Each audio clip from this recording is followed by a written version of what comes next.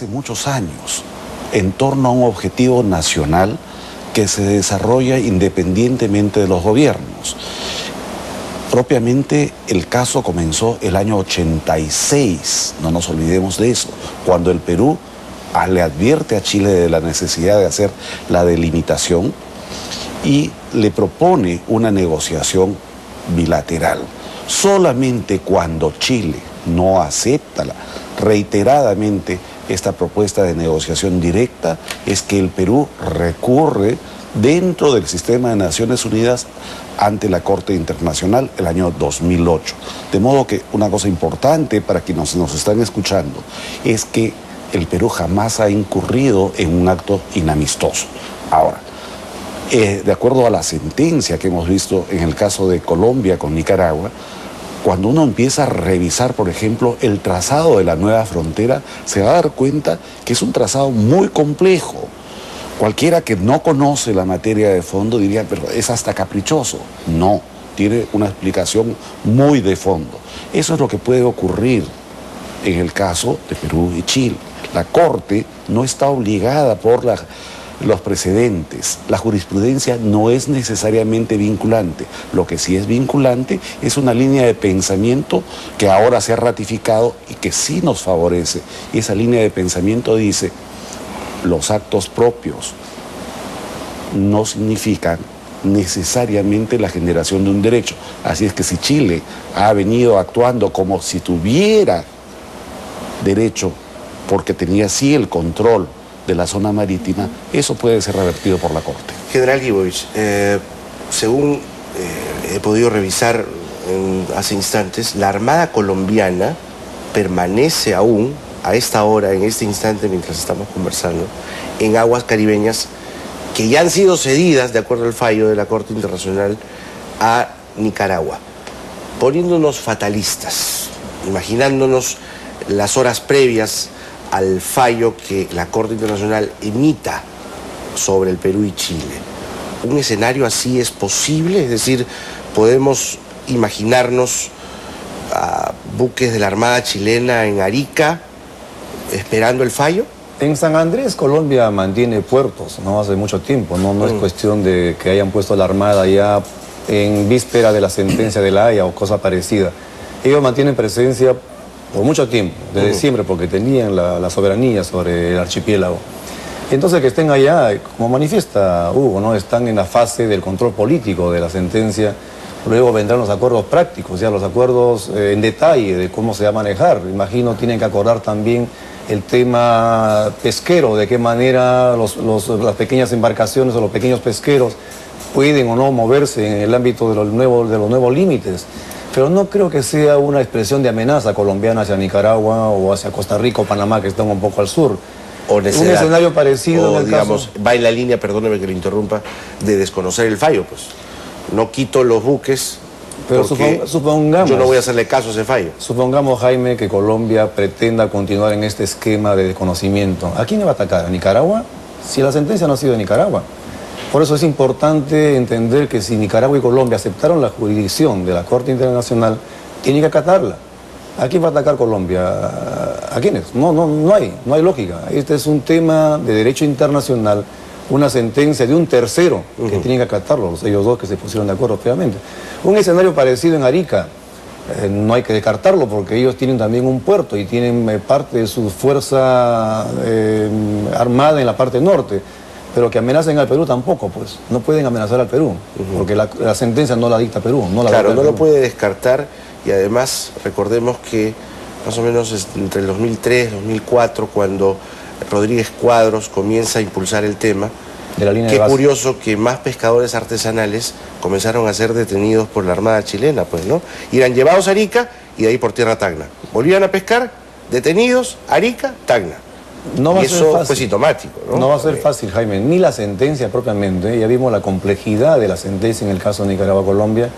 No va a ser fácil, pero yo creo que aquí está primando bastante madurez. De ambos lados ya los propios presidentes han manifestado su intención de acatarlo, cosa que yo no escuché previamente ni de Santos ni de Ortega.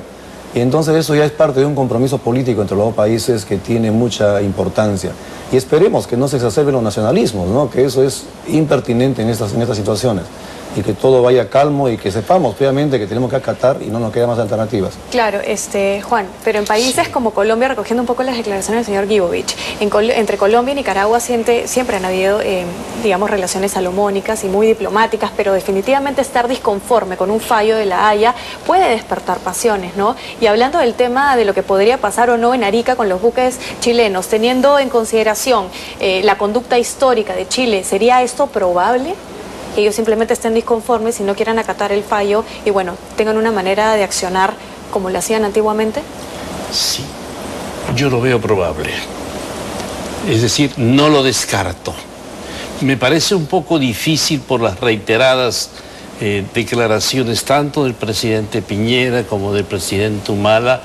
Juan Gabriel Valdés, presidente de la Comisión de Relaciones Exteriores, ha estado hace 3 días acá en nuestro país y ha declarado además que ellos van a respetar escrupulosamente cual sea el fallo. Pero Chile tiene antecedentes. Chile tiene antecedentes de no haber respetado acuerdos internacionales. Y me estoy refiriendo especialmente al Tratado de 1929, cuando Chile se compromete a hacer un plebiscito para ver cuál era el destino de Arica y de Tacna, y finalmente se queda con Tacna, finalmente entrega Tacna y se queda con Arica sin haber hecho este plebiscito. Unilateralmente. Chile tiene antecedentes como, por ejemplo, el manifestar que iba a construir un muelle en Arica cuyo lado norte se lo otorgaría para que el Perú tenga un manejo en la aduana y pueda, mire lo que dice, el Perú puede desembarcar algunos productos, y añade el tratado hasta armas. Cuando se desembarca armas es casi soberanía sobre eso, claro. Y nunca se hizo este muelle norte. Te digo, existen antecedentes. El caso de Perú no es así. Perú ha sido respetuoso escrupulosamente del derecho internacional en toda su historia republicana. Nosotros hemos tenido hasta conflictos, el conflicto de la Guerra del Pacífico, porque habíamos tenido un acuerdo con Bolivia.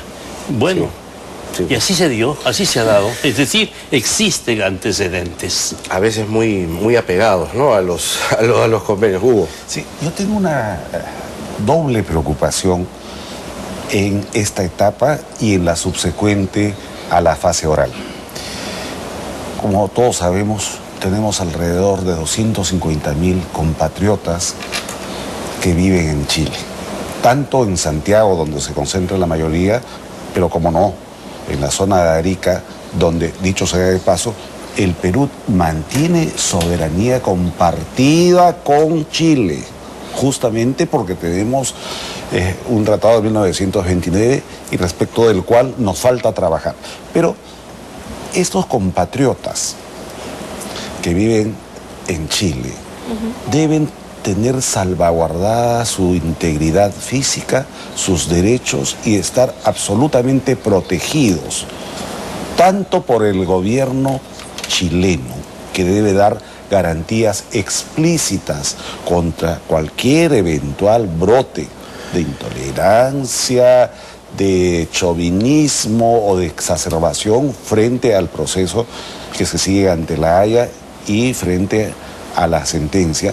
Pero también el Perú, nuestro gobierno, tiene que hacer todo el esfuerzo en mantener los mecanismos de reacción, de ayuda humanitaria y de reforzamiento de nuestras legaciones consulares y diplomáticas para asistirlos. Cuando se produjo el incidente derivado de las lluvias fuertes que movieron las minas, se cerró la frontera entre Tacna y Arica. Y durante muchos días, los peruanos que todos los días cruzan la frontera para trabajar o comerciar, ¿no?, y viceversa, se quedaron anclados y no hubo la capacidad suficiente para atenderlos. Entonces, en este momento me parece urgente que se establezcan los mecanismos, que se anuncien, y claro, lo ideal sería que se haga lo mismo acá con los chilenos. Y lo otro que me preocupa, es que, como bien ha sido señalado, hay todavía algunos elementos que faltan terminar de cumplir del lado chileno, respecto del muelle, respecto de la aduana, respecto del terreno del Chinchorro. Pero el Perú, nosotros, también tenemos que actuar ahora. Por ejemplo, poniendo en marcha nuevamente el ferrocarril que une Tacna con Arica y que de nuestro lado infortunadamente está abandonado. Hay cosas que también nosotros hemos Así es, abandonado cierto, en los cierto. tratados. Para terminar, general, tenemos que estar preocupados por la posición chilena, Tratado del 52, Tratado del 54, las actas del 68, el acta del 69. Ellos dicen que esto en la práctica, todos estos documentos que he mencionado, se entendieron en su momento como tratados, como acuerdos de límites marítimos. ¿Debemos estar preocupados por eso? Mira, Jaime, en el año 2007, cuando la sentencia de la Corte define el tema entre Honduras y Nicaragua, en el preámbulo previo a la sentencia ellos manifiestan que los límites marítimos internacionales son cuestión muy seria, son de carácter permanente y por lo tanto no se infieren tan fácilmente a partir de acuerdos prácticos. Lo que hemos tenido son acuerdos prácticos de carácter provisional con naturaleza específica, ¿no? El año 52 determinar las 200 millas para los 3 países, el año 54 zona de amortiguamiento pesquero, en caso de que pequeñas embarcaciones se confundan, pero en ningún sitio se acuerda un límite marítimo entre Perú y Chile. Es más, una cosa elemental, una definición de límite marítimo entre 2 países es una cuestión de 2 estados, no de 3. Esa reunión del 52 y el 54 claramente tuvieron otra finalidad y entonces eso debe darnos algún nivel de optimismo dentro de un marco de realismo. No hay que ser optimistas, pero con realismo. Pero sí nuestra posición es clara, no tenemos un acuerdo de límites específicamente, cuando menos como lo viene definiendo la Corte Internacional de Justicia, que tiene que ser específico y convocado para tal fin. Ya estamos contra el tiempo. Brevemente, Hugo, por favor. Sí, una cosa importantísima que creo que deberíamos compartir con todo el público. Este es el momento para que los peruanos ratifiquemos la unidad nacional en torno a un gran objetivo. Entramos a partir del 13 hasta el día 14 a un periodo de expectativa y frente a eso nadie debería abrir flancos internos por temas de política doméstica. Es un momento para hacer un paréntesis, unirnos y mantener esa expectativa con optimismo, con serenidad y sin triunfalismo. Juan, unas últimas apreciaciones sobre esto. Yo quería aumentar lo que había dicho el general Guibovich, que me parece muy bien enmarcado. Es decir, no puede haber un acuerdo de fronteras entre 3 países. Lo que exhibe Chile es el acuerdo 52 y 54, como se ha dicho, que participa Ecuador, Perú y Chile.